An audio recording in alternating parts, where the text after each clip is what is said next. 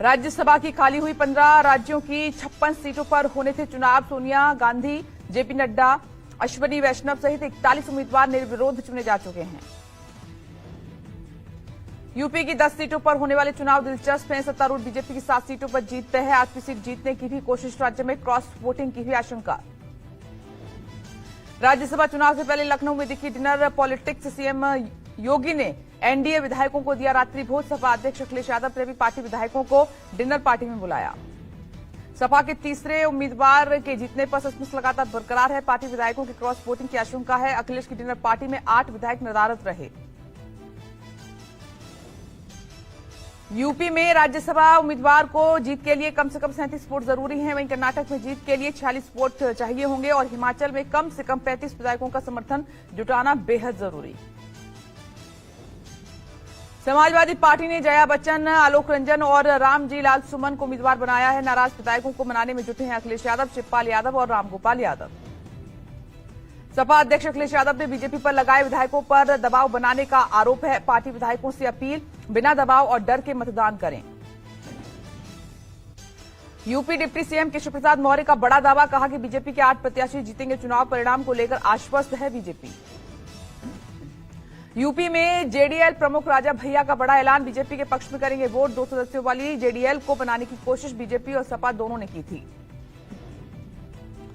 राज्यसभा की निर्विरोध 41 सीटों पर हुए निर्वाचन में बीजेपी को मिली हैं 20 सीटें, कांग्रेस को 6, टीएमसी को 4 और वाईएसआर कांग्रेस को 3, आरजेडी को 3, बीजेडी को 2 सीटें मिली हैं। एनसीपी, शिवसेना, बीआरएस और जेडीयू के भी एक उम्मीदवार भी राज्यसभा चुनाव निर्विरोध जीत चुके हैं। पीएम मोदी का आज से 2 दिवसीय तमिलनाडु, केरल और महाराष्ट्र का दौरा रहेगा। तमिलनाडु को 17,300 करोड़ और महाराष्ट्र को 4,900 करोड़ की परियोजनाओं की सौगात देंगे। प्रधानमंत्री नरेंद्र मोदी आज केरल के तिरुवनंतपुरम स्थित विक्रम साराभाई अंतरिक्ष केंद्र का भी दौरा करेंगे। पीएम मोदी मानव अंतरिक्ष उड़ान अभियान गगनयान के चयनित 5 एस्ट्रोनॉट्स के नाम का भी ऐलान करेंगे। पीएम मोदी 28 फरवरी को सुबह 9:45 बजे तमिलनाडु के थुथुकुडी में 17,000 करोड़ की परियोजनाओं का उद्घाटन और शिलान्यास करेंगे। महाराष्ट्र के यवतमाल में शाम 4 बजे पीएम का कार्यक्रम है। पीएम मोदी के तमिलनाडु दौरे से पहले बीजेपी को राज्य में मिला नया सियासी पार्टनर। तमिल मिनाला कांग्रेस ने मिलाया बीजेपी से हाथ। आज पल्लडम में पीएम मोदी की सभा में शामिल होंगे जीके वासन। तेलंगाना की कांग्रेस सरकार आज 2 चुनावी गारंटी की करेगी शुरुआत। गरीब परिवारों को 500 रुपए में एलपीजी और 200 यूनिट की फ्री बिजली योजना का शुभारंभ होगा। प्रियंका गांधी मौजूद रहेंगी। केरल में राहुल गांधी की वायनाड सीट पर टूटा इंडिया गठबंधन। सीपीआई ने उतारा उम्मीदवार। राहुल गांधी की सीट से एनी राजा को दिया है टिकट। दिल्ली में आम आदमी पार्टी की अहम बैठक। आप पॉलिटिक्स अफेयर्स कमेटी की बैठक में लोकसभा चुनाव प्रत्याशियों का ऐलान संभव है। दिल्ली में 4 सीटों पर आप उतारेगी उम्मीदवार। दिल्ली सीएम अरविंद केजरीवाल के आवास पर होगी बैठक। गुजरात, पंजाब और हरियाणा के प्रत्याशियों का भी होगा ऐलान। महाराष्ट्र में महाविकास अघाड़ी की सीट शेयरिंग पर आज लग सकता है फाइनल मोहर। राज्य की 48 में से 9 सीटों पर अटका है पेच। मुंबई की 6 सीटों पर भी होना है अंतिम फैसला। चंडीगढ़ में सीनियर डिप्टी मेयर और डिप्टी मेयर का आज चुनाव है। चुनाव के लिए नए रिटर्निंग ऑफिसर की हुई है नियुक्ति। मेयर चुनाव में हुई धांधली के मद्देनजर निष्पक्ष चुनाव की चुनौती। मराठा आरक्षण को लेकर अनशन कर रहे मनोज जरांगे पाटिल ने सोमवार को 17वें दिन खत्म किया अनशन। गांव की महिलाओं के हाथों पानी पीकर तोड़ा अनशन। इलाज के लिए अस्पताल में हुए एडमिट। अनशन तोड़ने के बाद बोले जरांगे, वापस लौटकर आंदोलन की रणनीति पर करूंगा चर्चा। आगे चेन हंगर स्ट्राइक करने की भी कही बात। सुप्रीम कोर्ट में बिहार के बाहुबली नेता और डीएम कृष्णा हत्याकांड के दोषी आनंद मोहन पर अहम सुनवाई। आनंद मोहन की समय पूर्व रिहाई के खिलाफ दिवंगत अधिकारी की पत्नी ने दायर की थी याचिका।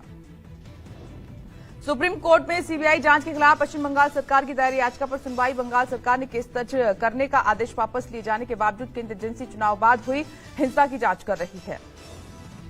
हरियाणा इनेलो प्रदेश अध्यक्ष नफेस सिंह राठी का सोमवार को अंतिम संस्कार हुआ। अंतिम दर्शन के लिए उमड़ा जन सैलाब। लोगों ने नफेस सिंह को दी गमगीन विदाई। हमलावरों की जल्द गिरफ्तारी के आश्वासन के बाद पोस्टमार्टम के लिए सहमत हुआ परिवार। नफेस सिंह की पोस्टमार्टम रिपोर्ट में खुलासा, इनेलो नेता को मारी गई थी 11 गोलियां।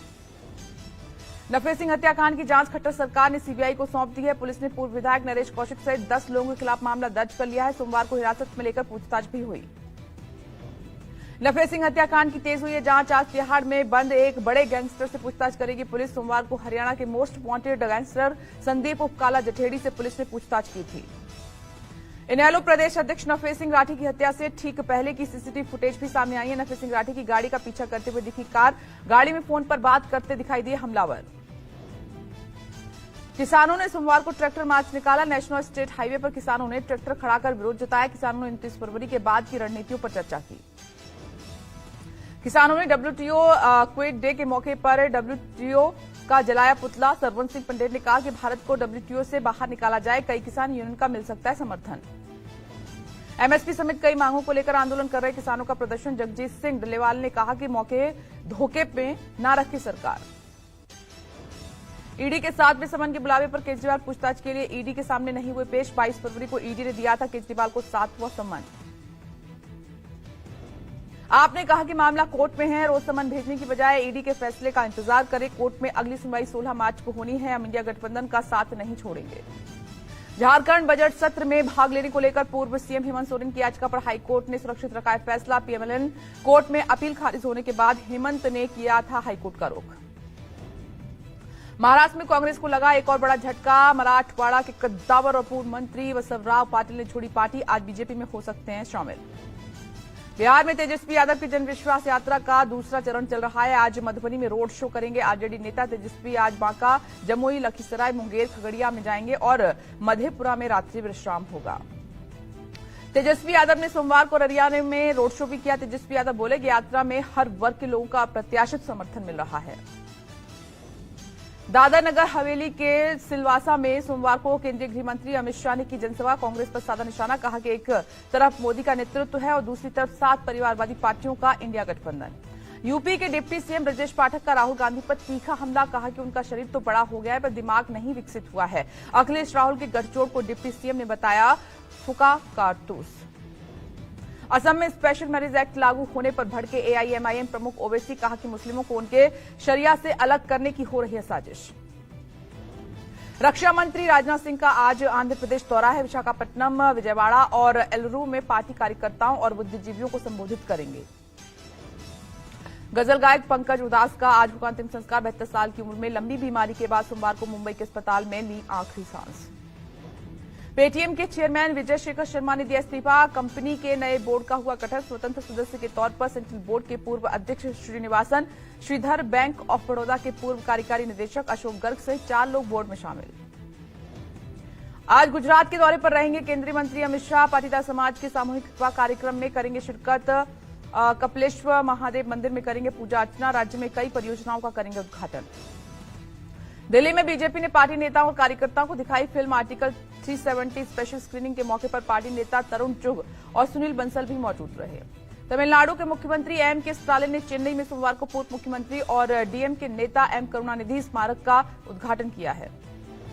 यूपी की राजधानी लखनऊ में बड़े मियां छोटे मियां फिल्म के प्रमोशन के दौरान हंगामा। अक्षय और टाइगर श्रॉफ को देखने उमड़ी भीड़, बेकाबू हुई किया पथराव, पुलिस ने भांजी लाठियां।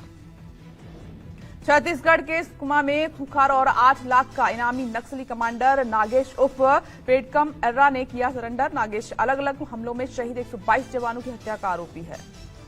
एनआईए ने पिछले साल रामनवमी पर हुई हिंसा मामले में 16 लोगों को गिरफ्तार किया। मार्च 2023 में पश्चिम बंगाल के उत्तर दिनाजपुर में रामनवमी शोभायात्रा पर पथराव के बाद हिंसा भड़की थी। पाकिस्तान के इतिहास में पहली महिला मुख्यमंत्री बनी PMLN की नेता मरियम नवाज। पूर्व PM नवाज शरीफ की बेटी ने पंजाब प्रांत के CM के तौर पर सोमवार को शपथ ली। पाकिस्तान में नई संसद का पहला सत्र 29 फरवरी को आयोजित होगा। नियम के मुताबिक आम चुनाव होने के 21 दिन के अंदर संसद का पहला सत्र होना चाहिए। PMLN और PPP ने मिलकर सरकार बनाने का फैसला किया है। UN प्रमुख एंटोनियो गुटेरेस ने गाजा, यूक्रेन, म्यांमार, कांगो और सूडान में जारी संघर्ष पर चिंता जताई और गुटेरेस ने कहा कि इन देशों में अनिश्चितता की स्थिति वैश्विक शांति के लिए बड़ा खतरा है। भारत ने अपने घर में जीती लगातार 17वीं सीरीज। रांची में खेले गए चौथे टेस्ट में इंग्लैंड को 5 विकेट से हराया। 5 मैचों की सीरीज में 3-1 से बनाई अजय बढ़त।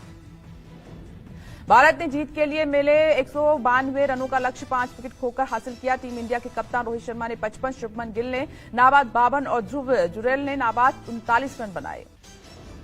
अपने डेब्यू टेस्ट में शानदार पारी खेलने वाले ध्रुव बने man of the match. Jurel ने पहली पारी में 90 रनों की जुझारू पारी खेली थी। दूसरी पारी में ध्रुव ने नाबाद 39 रन बनाए।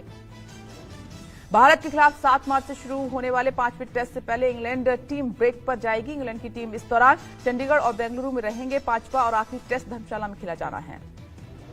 टीम इंडिया के स्टार तेज गेंदबाज मोहम्मद शमी की हुई सफल सर्जरी। शमी ने सोशल मीडिया पर अपनी तस्वीर साझा कर दी जानकारी। एड़ी चोटी की वजह से वर्ल्ड कप फाइनल के बाद से क्रिकेट से दूर हैं शमी। आंध्र प्रदेश रणजी टीम की कप्तानी से हटाए जाने पर हनुमा बिहारी ने लगाए गंभीर आरोप। राज्य एसोसिएशन में चुनावी राजनीति के हावी रहने का लगाया आरोप। नाराज बोर्ड ने दी हनुमा के खिलाफ जांच के आदेश। महिला प्रीमियर लीग में दिल्ली कैपिटल्स ने सोमवार को दर्ज की पहली जीत। यूपी वॉरियर्स को 9 विकेट से रौंदा। बेंगलुरु में खेले गए मैच में दिल्ली को मिला था 120 रनों का लक्ष्य। भारत मंडपम में पीएम मोदी ने भारत टेक्सटाइल 2024 का उद्घाटन किया। 100 देशों के 3000 से ज्यादा कपड़ा कारोबारी भारत टेक्सटाइल 2024 में शामिल हुए। उद्घाटन के मौके पर प्रधानमंत्री नरेंद्र मोदी ने कहा कि आज का आयोजन अपने आप में बहुत खास है। 3000 से ज्यादा प्रदर्शक, करीब 100 देशों के खरीदार एक साथ इस आयोजन से जुड़े। 4 दिवसीय भारत टेक्सटाइल 2024 कार्यक्रम के दौरान 46 एमओयू होंगे साइन और इनमें अंतर्राष्ट्रीय भागीदारी भी होगी शामिल। पीएम ने 2000 रेलवे प्रोजेक्ट्स की शुरुआत की है। देश के 553 रेलवे स्टेशन का पुनर्विकास होगा। पीएम मोदी बोले कि भारत में रेलवे तेज गति से आगे बढ़ रहा है। ज्ञानवापी मामले में इलाहाबाद हाईकोर्ट का फैसला। व्यास तहखाने में जारी रहेगी पूजा। हाईकोर्ट ने कहा कि वाराणसी कोर्ट का फैसला सही। ज्ञानवापी में व्यास जी तहखाने में पूजा करने को लेकर इलाहाबाद हाईकोर्ट ने बड़ा फैसला देते हुए कहा कि वाराणसी अदालत का फैसला सही है। अयोध्या में राम जन्मभूमि और बाबरी मस्जिद विवाद के पक्षकार रहे इकबाल अंसारी का बड़ा बयान। कहा कि कोर्ट के फैसले का होना चाहिए सम्मान। अजीत पवार ने बीजेपी और शिवसेना से हाथ मिलाने की बताई वजह। सोशल मीडिया पर साझा किया पोस्ट। कहा कि एक मकसद के साथ बिना किसी समझौते किए विकास कार्यों को पूरा करने में भूमिका निभाई। एक्स हैंडल पर अजीत पवार ने बयान जारी कर कहा कि बड़ों का अनादर करने का मेरा कोई इरादा नहीं है। मेरी और शाह की कार्यशैली बहुत मायनों में मिलती है। एक्शन में पश्चिम बंगाल पुलिस। टीएमसी नेता अजीत मैती गिरफ्तार। ग्रामीणों की जमीन कब्जाने के आरोप में अजीत मैती को गिरफ्तार किया गया है। साझा शेख के करीबी सहयोगी मैती को एक व्यक्ति के आवास से पुलिस ने पकड़ा है। ग्रामीणों का पीछा करने के बाद 4 घंटे से ज्यादा समय तक खुद को बंद रखा था। हाल ही में अजीत मैती उनका वीडियो वायरल हुआ था जिसमें मैती के घर पर भीड़ ने हमला बोल दिया था। लोगों ने चप्पलों से उनकी पिटाई की थी।